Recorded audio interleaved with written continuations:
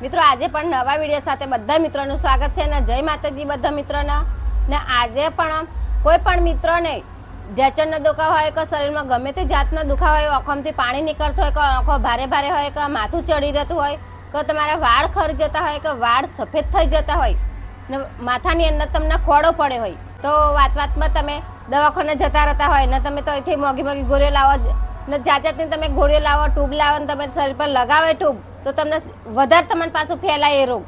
હું તમને એવો એક ઉપાય બતાવું, આયુર્વેદિક તેલ બનાવવાનો.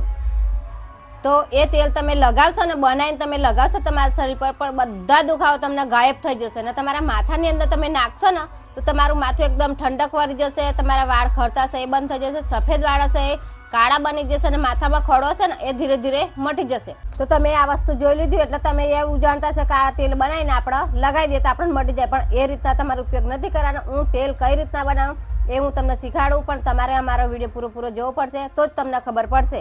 તો તેના માટે આપણે સરસોનું તેલ લીધું છે, નારિયેળનું તેલ લીધું છે, કલંજી લીધી છે, મેથી, આદુના કડવા લીમડાના પાના લીધા છે. તો આના કઈ રીતના આપણે ઉપયોગ કરવા છે અને કઈ રીતના આપણે એ તેલ લગાવવાનું છે એ હું તમને બતાવી, તો વિડીયો પૂરો જોજો. તો મિત્રો આ તેલ કઈ રીતના બનાવવાનું એ હું તમને બતાવું ને આ તેલ તમે બનાવીને એક જ વખત તમે લગાવી જશો ને તમને લાખો રૂપિયા તમારા દવાના બચી જશે અને બહુ બધા તમને ફાયદા થશે. દુખાવો ગમે તેવો દુખાવો શરીરનો હશે ને એ પણ તમને મટી જશે, માથાના વાળ ગળતા બંધ થઈ જશે ને તમને એક ફાયદો નહીં તમને ડબલ ફાયદો થશે. આ તેલ તમે બનાવીને તમે લગાવશો ને તો આપણે તેલ બનાવવાની રીત હું તમને બતાવું. તો આપણે સૌથી પહેલાં આપણે કઢાઈ મૂકી દીધી છે ને આપણે સરસોનું તેલ અંદર નાખી દઈએ. તો સરસોનું તેલ આપણે અંદર નાખી દીધી છે ને હવે આપણે કલંજી નાખવાની છે થોડી, પછી આટલો તો આદુનો આપણે ટુકડો લીધો છે તો આપણે એને છેણવાનું નહીં કે વાટવાનું નહીં. હું જે રીતના ચીરા કરું એ રીતના તમારે ચીર કરવાની છે. જે રીતના આપણે કેરીની ચીર કરીએ ને એ રીતના આપણે આદુની ચીર કરવાની છે. તો આ રીતના તમારે ચીર કરવાની છે આદુની.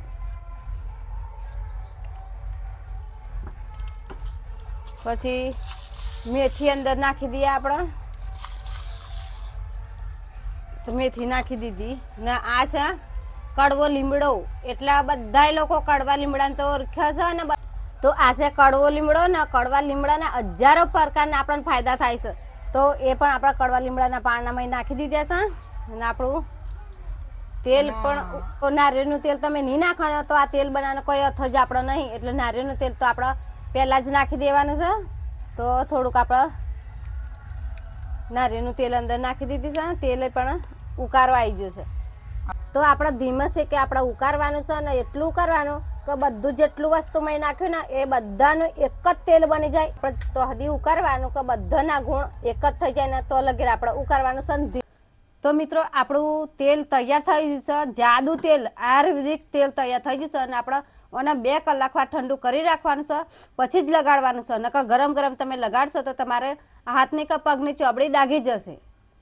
હજારો પ્રકારના તમારા રોગ પાછા પાડી દેશે આ તેલ ને તમારા લાખો રૂપિયા તમારા દવા ગોળીના થતા ને એ પણ બચી જશે. તમારા કમરનો દુખાવો હોય કે ઢેચણનો દુખાવો હોય કે ગમે તેવો દુખાવો હોય તો તમે આ તેલથી તમે માલિશ કરશો હલકા હાથથી તો તમારો એ દુખાવો મટી જશે. અને માથાનો દુખાવો હશે તો આ તેલ બીજો કયો ફાયદો તમને થશે કે માથું દુખતું હશે તમને કે ઓખોનો ભાર હશે તો તમારે આ તેલ તમારા વાળની મૂળની અંદર તમારે માલિશ કરવાનું છે તો ઓખોનો ભાર હશે ને માથું ચડ્યું હશે એ પણ ઉતરી જશે ને બીજો 2 ફાયદા તમને થશે. તો તમારા સફેદ વાળ હશે ને એ પણ કાળા થઈ જશે ને તમારા વાળ વધશે આ તેલથી.